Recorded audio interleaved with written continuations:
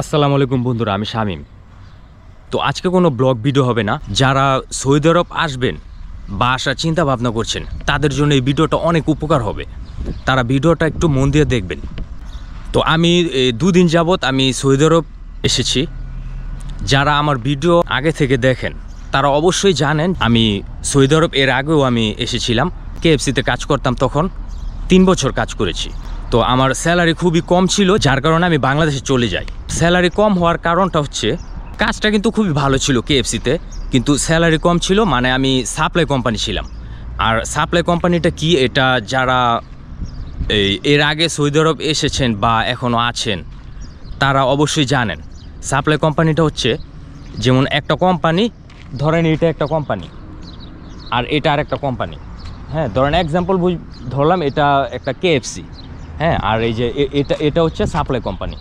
যারা কাজ করতে চায় তারা ধরেন ওর কাছে যাবে, ওরা ওই কালেক্ট করবে লোক যে কেএফসিতে কাজে দিব। কেএফসিতে আবার নানান ধরনের কোম্পানিতে কাজে দেয় ওরা।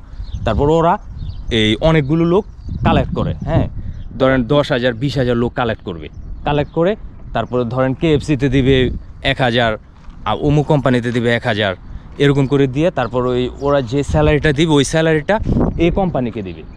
তারপর এই কোম্পানি আবার আপনার টাকা অর্ধেক খেয়ে ফেলবে, অর্ধেক খেয়ে তারপর আপনাকে দিবে। এটা হচ্ছে সাপ্লাই কোম্পানি। এই সাপ্লাই কোম্পানি হলে আপনারা মধ্যপ্রাচ্যে আপনারা আসবেন না। স্যালারি খুবই কম। হ্যাঁ, আসতে পারেন, কিন্তু স্যালারি অনেক কম হবে। আপনি বিদেশ আসবেন কী কারণে?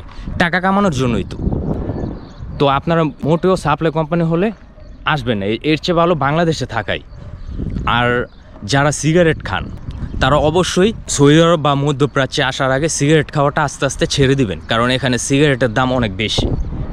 আর আরেকটা জিনিস মাথায় রাখবেন, এখানে কিন্তু আপনার নিজে রান্না বান্না করে খেতে হবে।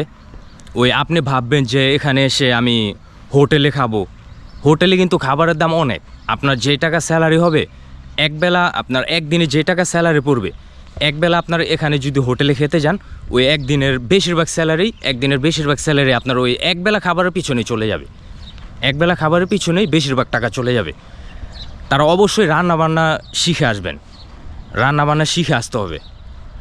তারপরে নিজের কাপড় নিজে ধুতে হবে। এগুলো অবশ্যই মাথায় রাখবেন। ওই হোটেলে কিনে খাবেন এই সমস্ত চিন্তা রাখবেন। এই সমস্ত চিন্তা রাখলে আপনি টাকা ইনকাম করতে পারবেন, কিন্তু টাকা এখানেই শেষ হয়ে যাবে। আর এইসব ব্যাপারগুলো মাথায় রাখবেন, মাথায় রেখে তারপর আসবেন। সৌদি আরব কারা আসে? যারা মধ্যবিত্ত তারাই তো আসে সৌদি আরব। ওই বড়লোক ঘরের ছেলে কিন্তু সৌদি আরব আসবে না। যারা মধ্যবিত্ত, আমাদের মতো মধ্যবিত্ত ছেলেরাই সৌদি আরব আসে। তো এই ব্যাপারগুলো মাথায় রাখবেন। আর এখন থেকে হয়তো বা বাংলাদেশের ভিডিও আর আসবে না, এখন থেকে আমি সৌদি আরবই ভিডিও বানিয়ে ছাড়বো। আপনারা আমাকে কমেন্ট করে জানাবেন কী ধরনের ভিডিও চান। আর অবশ্যই আমার জন্য দোয়া করবেন। আমি এখন পর্যন্ত কোনো কাজে লাগিনি, 2 দিন হলো এখানে আসছি একজনের মাধ্যমে। তো আপনারা আমার জন্য দোয়া করবেন যেন ভালো একটা কাজে লাগতে পারি। আর আমি আমার লাইফে অনেক স্ট্রাগল করছি। আমি চাই আমার ফ্যামিলি আমার টাকায় চলুক। আর ভিডিওটা সবাইকে শেয়ার করে দিন। যারা বিদেশ আসতে চায়, মধ্যপ্রাচ্যে বা সৌদি আরব আসতে চায়, তাদেরকে এই ভিডিওটা শেয়ার করে দিন। আপনার বন্ধুবান্ধব, ভাই ব্রাদার সবাইকে শেয়ার করে দিন। তো আল্লাহ হাফেজ। আর কী ধরনের ভিডিও চান আপনারা সবাই অবশ্যই আমাকে কমেন্টে জানাবেন।